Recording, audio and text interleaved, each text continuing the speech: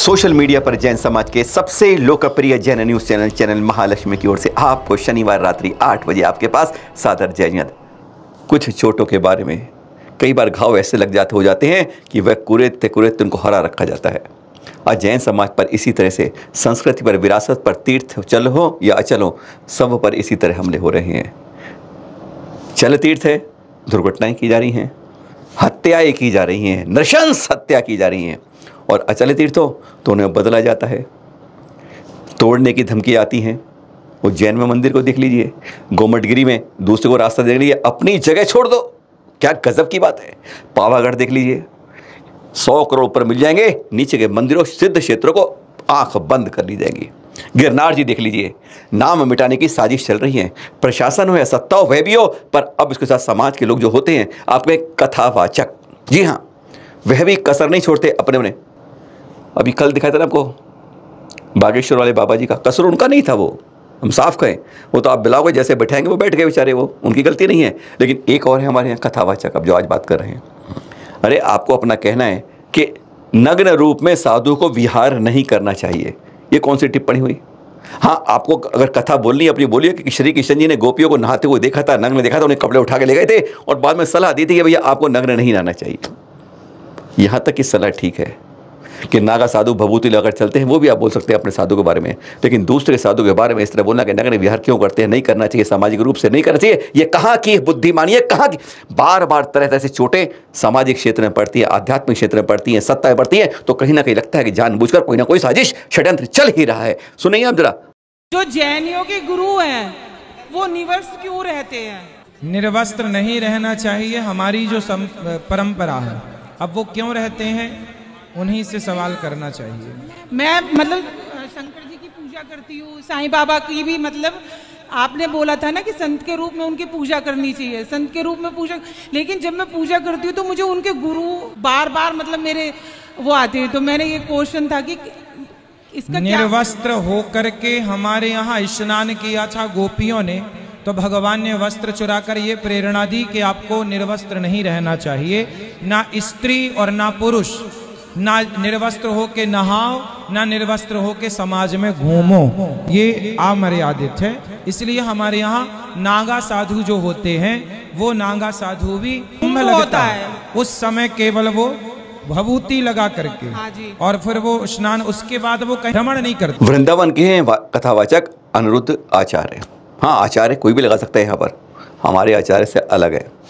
पर हाँ, क्या कहा इन्होंने, समाज को कहीं ना कहीं इस तरह करके जानबूझ के भीड़ों के बीच में, हजारों की संख्या में किसी तरह एक विद्रोह की बात होती है कि वो उठ जाए, समझ जाए, और फिर उन पर कहीं ना कहीं प्रतिकार होता है, और प्रतिकार की जड़ यही बनती है, चाहे वो अनाप शनाप मंडल हो, चाहे इस तरह की कथावाचकों की बातें कहीं जाएं।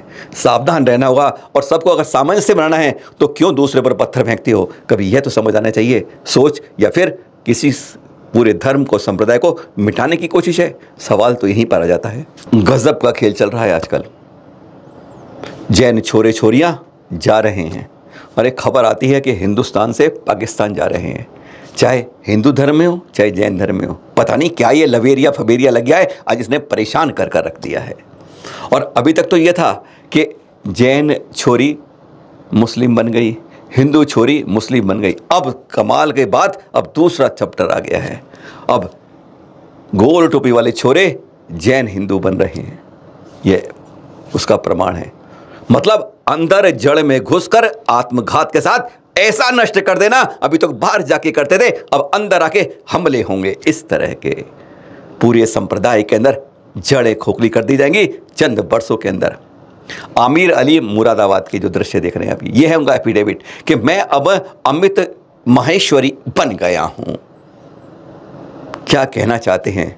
कहीं ना कहीं संकेत दूर तक जाते हैं। ये जो मैरिज बायोडाटा भेजते हैं ना, हमारे बहुत सोशल में चलता है, ये मैरिज के बायोडाटा बहुत चल रही हैं, सावधान रखिए, ऐसे बायोडाटा को कहीं मत भेज दिएगा। और यह है जो अपने ही पैरों पर कुल्हाड़ी मारने वाली बात, सावधान सावधान सावधान रहना हो। और अब ये चित्र देख रहे हैं आप, सयादवाद युवा क्लब के 500वें अभिषेक बड़ा गांव के अंदर 22-23 जुलाई को जो अभूतपूर्व काम हुआ था। अगस्त 2009 में आचार्य श्री विद्याभूषण सन्मति सागर जी के सानिध्य में एक युवा वर्ग के 11 लोगों ने मिलकर एक टीम बनाई थी और वह बढ़ती गई, कारवां बनता गया। उसके अंदर दिल्ली, गुड़गांव, नोएडा आदि से, ग्वालियर, शिवपुरी, राजखेड़ा, मुरैना, इंदौर आदि शहर से जुड़ते गए और ये संगठन आज बहुत बड़ा विशाल रूप से बन चुका है, जिसमें आज 1000 से ज्यादा सदस्य हैं। हर संडे को कहीं ना कहीं किसी मंदिर में जाते हैं और अभिषेक करते हैं, एक पहचान बनाते हैं और उसका 500वां अभिषेक जो अब हुआ वह अपने उसी तीर्थ पर पहुंच गए, बड़ा गांव में, जिनकी प्रेरणा से यहां पर हुआ था। इसके अंदर कई तरह के कार्यक्रम, 22 तारीख को पहले सांस्कृतिक कार्यक्रम गए और अनुभव खास बात है, सांस्कृतिक कार्यक्रम रात को 3 बजे तक लगभग चला, पर उसके अंदर खास बात क्या थी, कईयों के जो अभूतपूर्व काम थे उनको पुरस्कृत किया गया, जिसमें बात कर सकते हैं सबसे अधिक रक्तदान करने वाले ऐसे 11 की टीम थी जिनको 4 बार रक्तदान कर चुके हैं। अध्यक्ष शैलेश जैनी ने इसकी कमान संभाली थी और इस बार कहते हैं कि अब जो है वहां पर जो हजारों की संख्या में लोग तो उन सबको मन मोह लिया। उन पुरस्कारों, बड़े गजब के पुरस्कार से जो दिए उन्होंने। सबसे यंगेस्ट कौन है इसके अंदर युवा, सबसे साधु विहार किसने करवाए हैं, ऐसी पिता पुत्र की जोड़ी जो दोनों ही इसके सदस्य हैं। सबसे ज़्यादा परिवार के कहाँ पर इसके अंदर हैं, सोशल मीडिया में कौन सबसे डिजाइन करता है, कौन सबसे इंस्पायरिंग इनका मेंबर है, टीम कौन बिल्ड कर रहा है, इस तरह बहुत तरह के, कौन पूरी तरह विश्वसनीय, पूरी तरह लगा हुआ है, कौन से, और अनेकों तरह के पुरस्कार देकर सबको आनंदित किया और यादगार बनाया कि इस टीम में हर कोई होनहार छिपे हुए हैं। 500 की ये टीम जो बनी हुई है, किस तरह के 500 अभिषेक के बाद एक इतिहास दिलाती है कि पिछले 14 साल में कहां पर ऐसा कोई मंदिर नहीं छोड़ा आसपास में जहां इन्होंने अभिषेक नहीं किया। गजब की टीम और गजब का प्रोत्साहन, एक कारवां होता है जो आचार्य श्री ने बना और आज बुलंदी पर चलता जा रहा है। 23 तारीख को सुबह फिर अभिषेक हुआ, शनिवार को सांस्कृतिक कार्यक्रम 3 बजे तक चलता रहा, किसी की आंखों में नींद का हिसाब नहीं था और सुबह फिर चल दिए सब, धोती दुपट्टा पहन के आ गए अभिषेक के लिए। सब आपके चित्र वहां देख रहे हैं। गणनीय आरिका दृष्टिभूषण माता जी थी वहां पर, सानिध्य ब्रह्मचारी नवीन भैया भी थे और 500 अभिषेक एकदम ऐसा यादगार बन गया जो शायद आने वाले भविष्य में हर के मस्तिष्क में चिरपटल अंकित रहता रहेगा। गजब गजब गजब का कार्यक्रम यह था सियादवाद युवा क्लब का। एक तरफ दूसरे हमले कर रहे हैं और एक हम अपनी विरासत को नहीं बचा पा रहे हैं, ढूंढ नहीं पा रहे हैं। राजस्थान के 12 जिले के मांगरोल के पास ना शेरगढ़ का किला है, वहाँ से 3 किलोमीटर चलते हैं, पहाड़ी पर कच्चा रास्ता है, आसान नहीं जाना। वहाँ पर 5 प्रतिमाएं हैं, शायद 14वीं 15वीं सदी की होंगी और भी पुरानी हो सकती हैं, तो पुरातत्व विभाग की जानकारी हो सकती है, पहचानने वाले बताते कब की है। आदिनाथ भगवान की ये 5 प्रतिमाएं जो आप देख रहे हैं, उल्टा सीधा लोगों ने आके लिखा भी हुआ है। जैन तो पहुंच नहीं सकते यहाँ पर, पहुंचना ही नहीं चाहते, अपनी विरासत कहाँ बड़ी है पता ही नहीं चलता। ये देख रहे हैं आप जो चित्र है, बता रहे हैं अपनी विरासत को पहचानो और उसे सुरक्षित रखो, संरक्षण करो। नई नई मूर्तियां बनाने से कुछ नहीं होगा जनाब, जब तक पुरानी को आप पहचान नहीं पाए।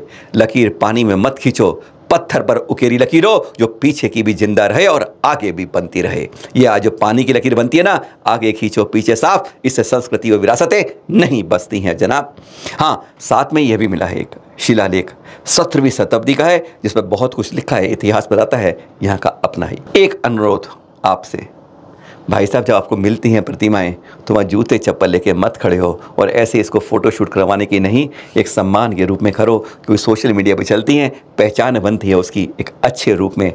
कभी भी जाएं किसी प्रतिमा को देखें तो उसे वंदन के रूप में हो, नमन के रूप में हो, यानी कि जूते खड़े होके एक फ़ोटोशूट की हो। बस एक सावधानी जरूर रखिए। जाते जाते ये चित्र भी दिखाएंगे आपको युवाओं के, युवाओं जो आज कहते हैं ना बिगड़ रहे हैं, अरे घर में पानी का गिलास उठा के नहीं पीते।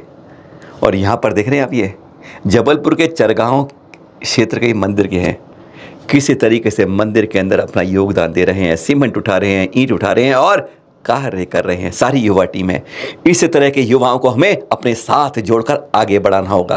ये जो हम बूढ़े लोग जो है ना आगे बन जाते हैं और आगे नहीं बढ़ाती युवाओं को आगे लेकर करोगे तो कहते हैं घरों में ईंट नहीं उठाने वाले या मंदिर के लिए किसी तरह समर्पित होते हैं, धन्य हो जाते हैं। ऐसे युवा हमारे देश में कम नहीं है जैन समाज के। इनको आगे लाएं और कमान संभाल के दें, नेतृत्व दें तो सब कुछ कर सकते हैं, असंभव कुछ नहीं है। सादर जय जिनेंद्र। और कल एक बात और, हाँ, कल शाम को इसी समय हम एक उस संत के कमरे में जाएंगे, दुनिया में ऐसा कोई संत आपने, वी चैलेंज दैट थिंग, कि ऐसे संत जहाँ पर हैं वर्षा योग कर रहे हैं। वर्षा योग में किसी भी धर्म में, किसी भी संप्रदाय, किसी भी देश में, किसी भी नगर में, किसी भी जगह पर आपने इस तरह का वह कमरा नहीं देखा होगा, नेवर बिफोर। और एक कागज़ नहीं है, पेंसिल, यार बहुत कुछ नहीं है, पर कल बात करेंगे ना, आज क्यों करते हैं। सादर जय जिनेंद्र।